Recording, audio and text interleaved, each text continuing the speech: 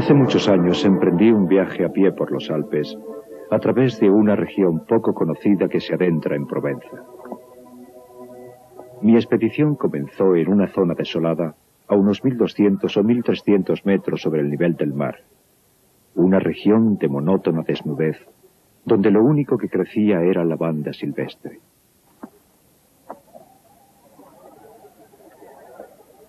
Atravesé esta región por la parte más ancha, y al cabo de 3 días de camino me encontré en un desierto, una tierra baldía y estéril. Acampé junto a las ruinas de un pueblo abandonado. Se había terminado la reserva de agua y necesitaba urgentemente encontrar más. Aquel racimo de casas, a pesar de encontrarse en ruinas, me hizo suponer que en algún momento debió haber allí una fuente o un pozo.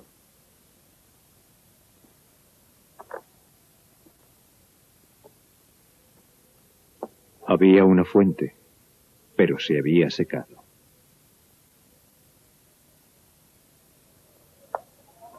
Aquella media docena de casas sin techo, erosionadas por el viento y la lluvia, y la pequeña iglesia con su campanario semiderruido, se agrupaban como las casas y las iglesias de los pueblos habitados. No había vida en ellas. Era un claro día de junio, y en aquellas alturas desprotegidas, el viento resultaba insoportable. Crujía y gemía por entre los esqueletos de las casas como un animal salvaje devorando a su presa. Me vi obligado a levantar el campamento.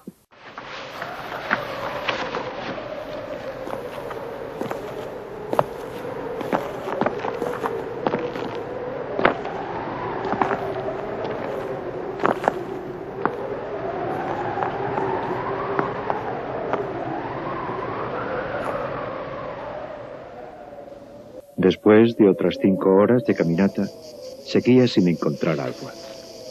Y no había razón para suponer que tendría suerte. Por todas partes reinaba idéntica sequía. No se veía más que maleza amarilla.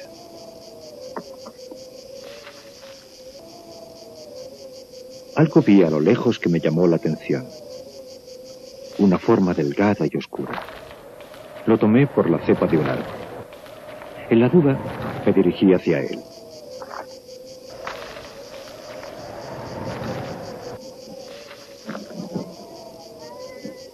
Era un pastor. Le rodeaban unas 30 ovejas tumbadas sobre la tierra caliente.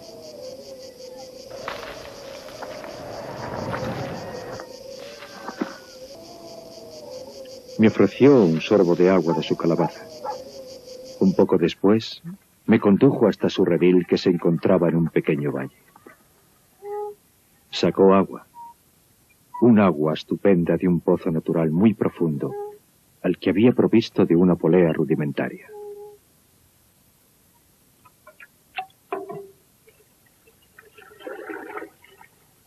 Hablaba poco. Eso es característico de las personas que viven solas. Pero sentía que estaba seguro de sí mismo, y esa seguridad impedía toda desconfianza. Aunque resultaba extraño en una tierra tan poco hospitalaria, no vivía en una choza de pastor, sino en una casa de piedra que seguramente él habría reparado con sus manos al llegar aquí. El tejado era sólido y fuerte. El viento sobre las tejas hacía un ruido como el del mar en la playa. El interior estaba limpio y ordenado. No había platos sucios. El suelo estaba barrido, la escopeta engrasada, y sobre el fuego bullía un caldero de sopa. Observé que el hombre estaba recién afeitado, y a su ropa no le faltaba un solo botón, y que los remiendos estaban hechos tan cuidadosamente que resultaban casi invisibles. Compartió su sopa conmigo.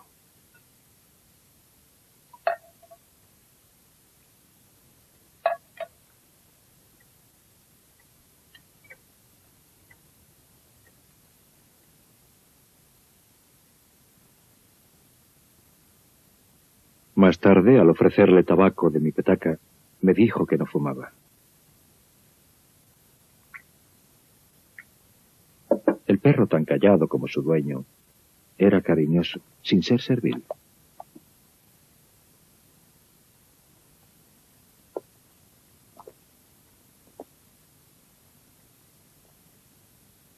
Habíamos convenido que yo pasaría allí la noche, ya que el pueblo más cercano estaba a 2 días de camino. Los escasos pueblos de aquella zona se encontraban lejos unos de otros, y yo sabía bien cómo eran. 4 o 5 aldeas desperdigadas por las escarpadas laderas de la zona, al final de unos escasos caminos practicables, rodeadas de bosquecillos de robles blancos. Sus habitantes se dedicaban a hacer carbón vegetal. La vida aquí es dura. Las familias, hacinadas a la fuerza en un clima duro tanto en invierno como en verano, estaban sumidas en un aislamiento que hacía 1000 veces más amarga la ya difícil lucha por la supervivencia. Su incesante deseo de escapar de esa vida se convierte en una obsesión enloquecedora. Los hombres llevan el carbón a la ciudad en carros y después vuelven a casa. Hasta los seres más fuertes se derrumban bajo esa tensión continua. Las mujeres rumian sin cesar su resentimiento. Todo es motivo de rivalidad, desde las ventas de carbón a la apropiación del mejor banco de la iglesia. Compiten en la virtud y en el pecado, en el que tratan de ser siempre más que las otras, por no hablar de la batalla general de pecados y virtudes. No hay un minuto de descanso. Y el viento, siempre el viento que tampoco conoce el descanso, destrozando los nervios sin piedad. Hay epidemias de suicidios y casos de locura, muchos de los cuales se traducen en asesinatos.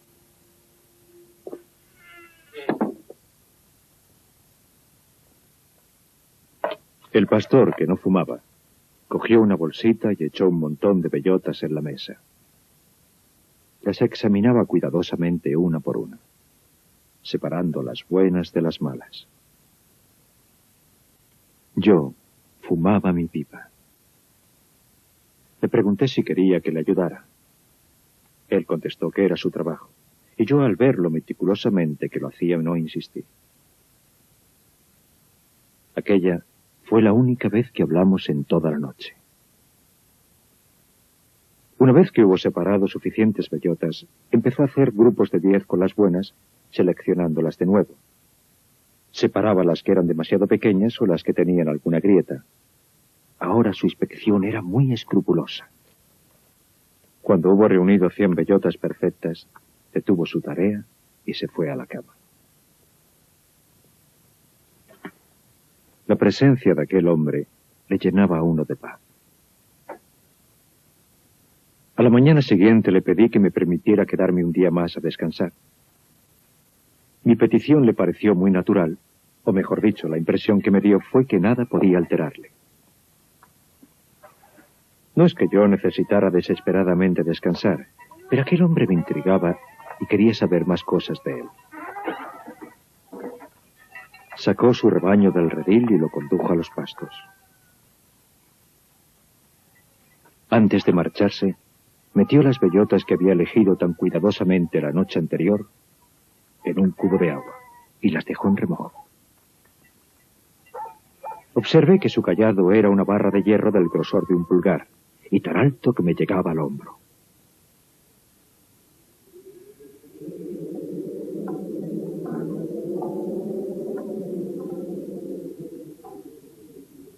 Yo fingí que me iba a dar un paseo tranquilo y le seguí desde lejos, tomando un camino paralelo al suyo. Sus pastos se encontraban en el fondo de un valle situado en la ladera de la montaña. Dejó su pequeño rebaño al cuidado de su perro y subió hasta donde yo estaba. Temía que viniera a reprocharme mi curiosidad, pero no fue así. Vino hacia mí simplemente porque tenía que pasar por allí y me invitó a acompañarle si no tenía nada mejor que hacer. Su destino era la cima del monte un poco más arriba. Cuando llegamos, hundió su barra de hierro en la tierra, echó una bellota en el agujero y después lo cubrió de nuevo con tierra.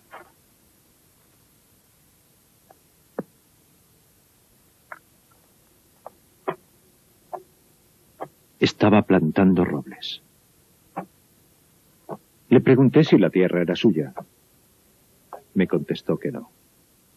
Le pregunté si sabía de quién era. No, lo ignoraba.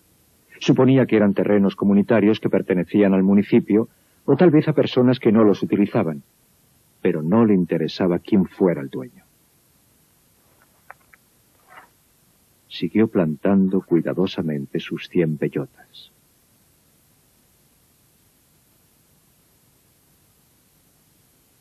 Tras el almuerzo, se dedicó a seleccionar más bellotas. Debí ser muy insistente en mis preguntas, porque me contestó.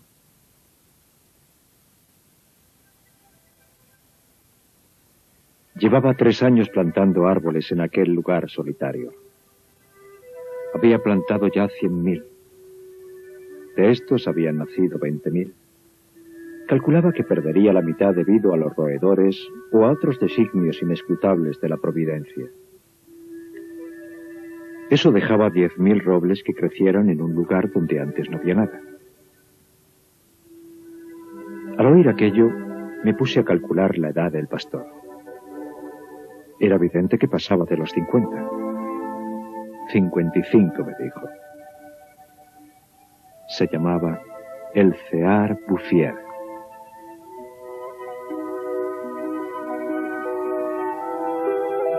Antes había sido propietario de una granja en la meseta. Esa había sido su vida.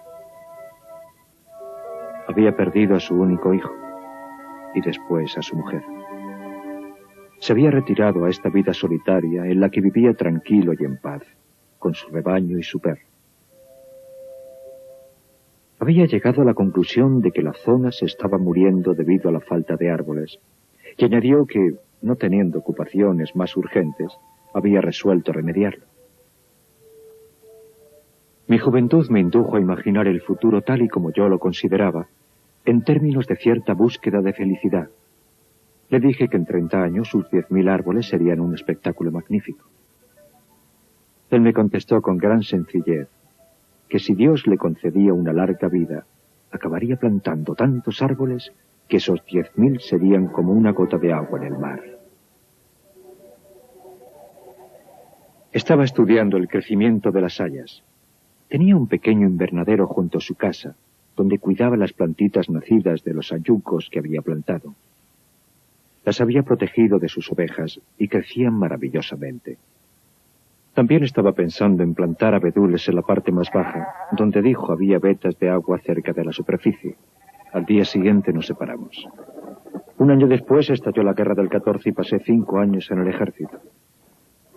Un soldado de infantería tiene pocas oportunidades de acordarse de los árboles.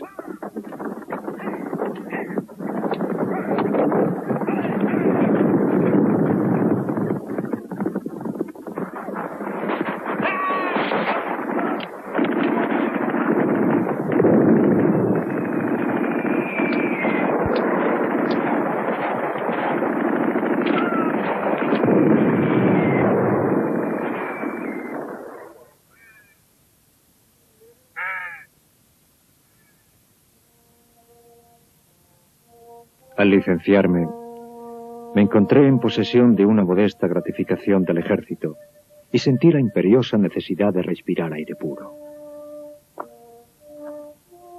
No tenía ningún otro propósito al emprender de nuevo el camino que conducía a aquellas tierras desoladas. Habían cambiado muy poco, a no ser porque más allá del pueblo muerto, vi a lo lejos una especie de niebla gris que alfombraba los montes.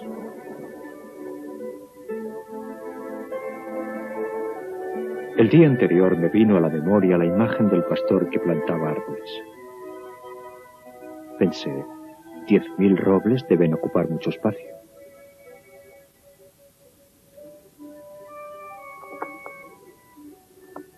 En aquellos últimos 5 años, había visto tantos muertos que me temía lo peor con respecto a Elzéar Bouffier. Especialmente porque a los 20 años, uno cree que un hombre de 50 es un viejo con un pie en la tumba.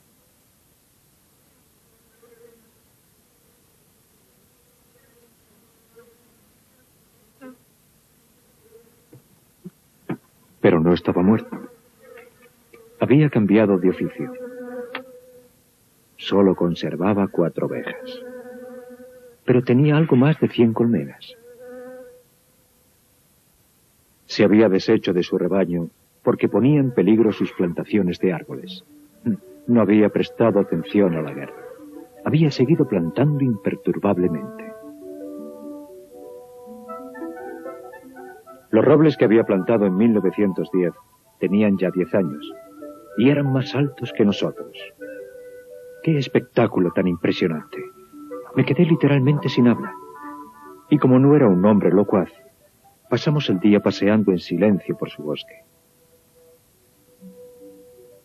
Estaba compuesto de 3 partes y la parte más larga tenía un total de 11 kilómetros y la parte más ancha no medía menos de 3.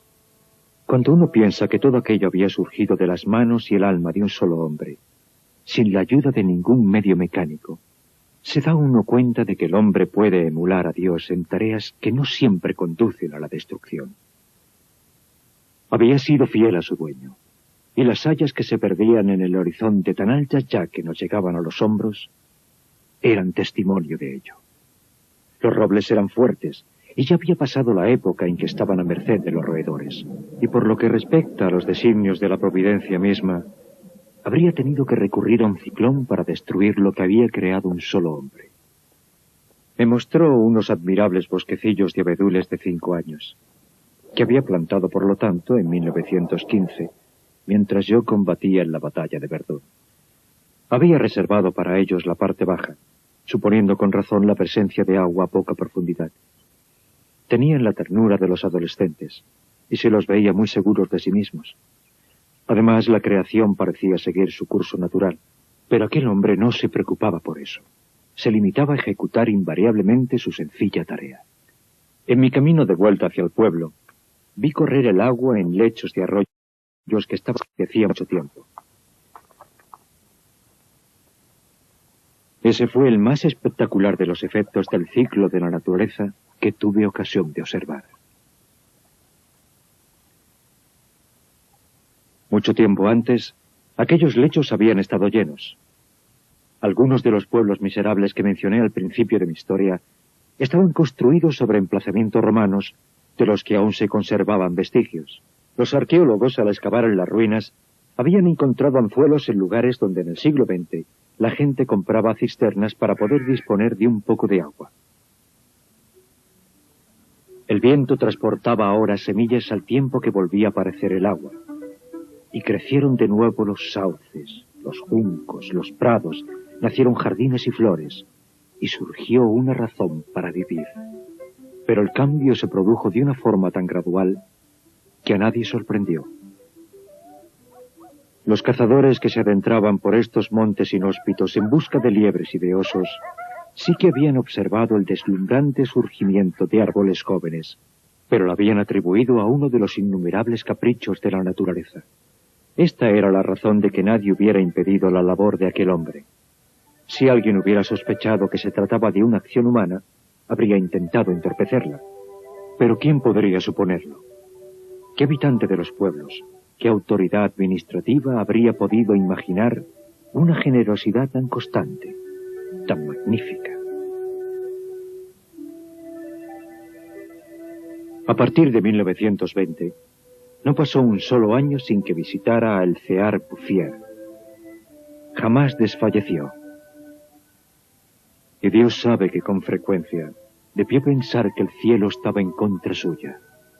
Jamás se me ocurrió enumerar los obstáculos con que se encontró. Pero es fácil imaginar que para tener un éxito como el que tuvo, debía enfrentarse a muchas adversidades. Y para conseguir que su sueño se hiciera realidad, debía haber luchado innumerables veces contra la desesperación. Hemos de recordar que aquel hombre tan excepcional actuaba en completa soledad, tan completa que hacia el fin de sus días se le había olvidado hablar. O tal vez no hubiera ninguna necesidad de hacerlo. En 1933 recibió la visita de un despistado guarda forestal que le prohibió encender fuego al aire libre, ya que eso podría poner en peligro el crecimiento de aquel bosque natural. En su ingenuidad, El guarda recalcó que era la primera vez que veía un bosque crecer solo.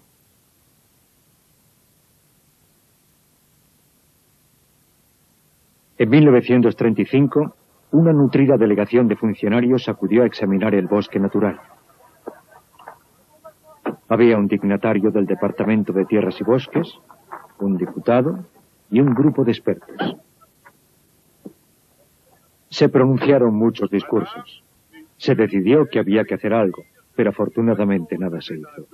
A no ser lo único sensato que se podía hacer: situar el bosque bajo la protección del Estado y prohibir el acceso a los carboneros de la zona.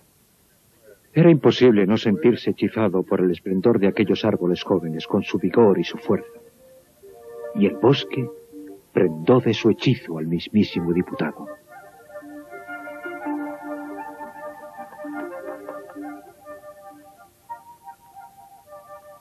Uno de los guardas de la delegación era amigo mío. Le expliqué el misterio.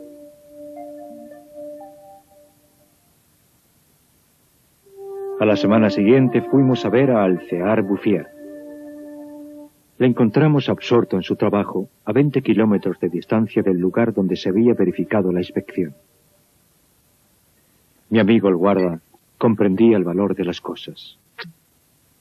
Le di a Alcear unos huevos que había llevado para él. Compartimos la comida y pasamos varias horas contemplando el paisaje en silencio.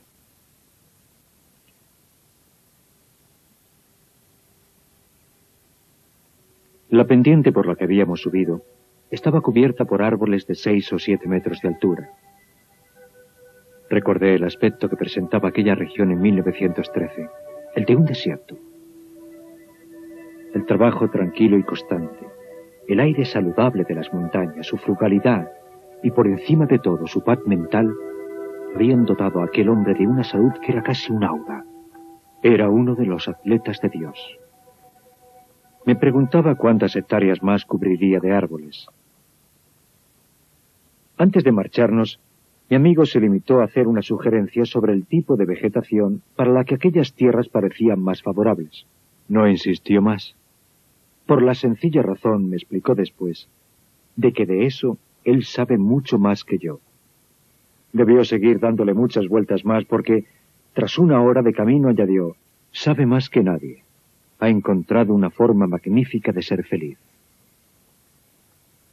Gracias a este guarda, se protegió no solo el bosque, sino también la felicidad de su creador. El bosque se encontró en peligro solo una vez, durante la guerra de 1939. Los coches de la época funcionaban con generadores de leña y nunca había bastante madera. Empezaron a cortar robles en 1910, pero el bosque estaba tan lejos de cualquier camino practicable que la tala resultaba antieconómica y se abandonó.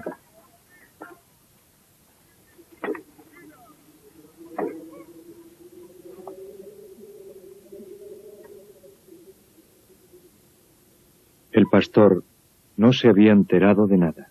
Se encontraba a 30 kilómetros de distancia prosiguiendo tranquilamente su tarea, ignorando la guerra del 39 como había ignorado la del 14. La última vez que vi a Alcear Bouffier fue en junio de 1945. Para entonces tenía 87 años. Yo había emprendido el viejo camino hacia el desierto, pero ahora, pese al penoso estado en que se hallaba la región tras la guerra, había un autobús que hacía la ruta entre el valle del río Durance y la montaña. Atribuí a la velocidad de este medio de transporte el hecho de no reconocer el escenario de mis excursiones a pie.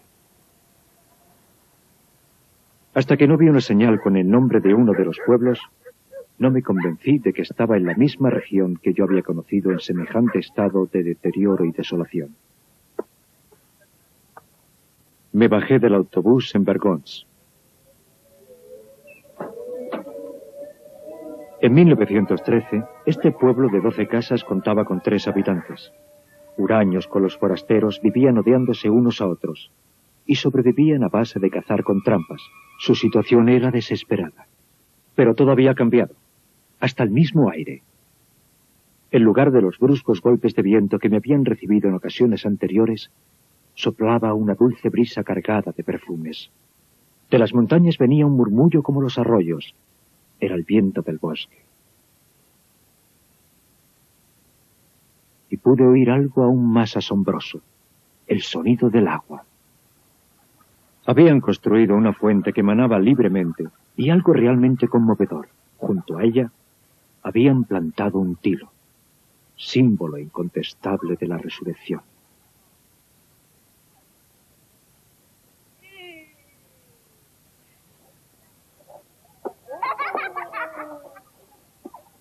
También en otros aspectos presentaba Vergons muestras de una clase de tarea que solo se emprende si hay esperanza.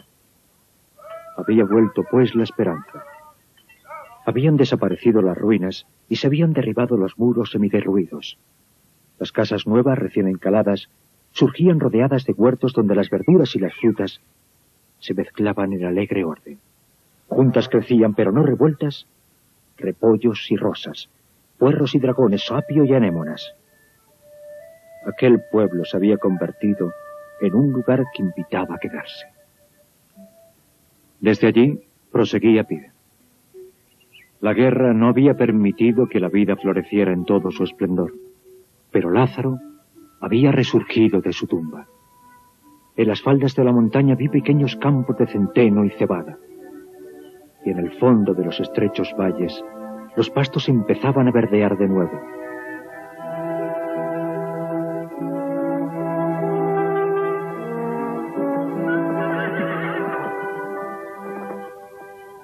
Solo habían hecho falta 8 años para que la comarca rebosara de salud y bienestar.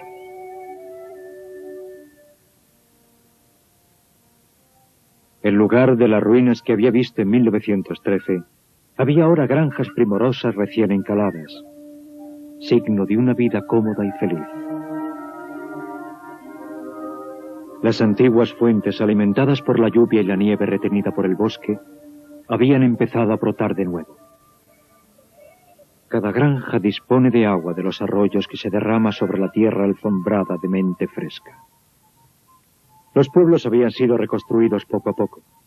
A las montañas había acudido gente del llano, donde la tierra es cara, trayendo su juventud, su vigor y su espíritu de aventura. Por los caminos se veía gente sana, bien alimentada, muchachos y muchachas que sabían reír y que habían recobrado el gusto por las diversiones sencillas.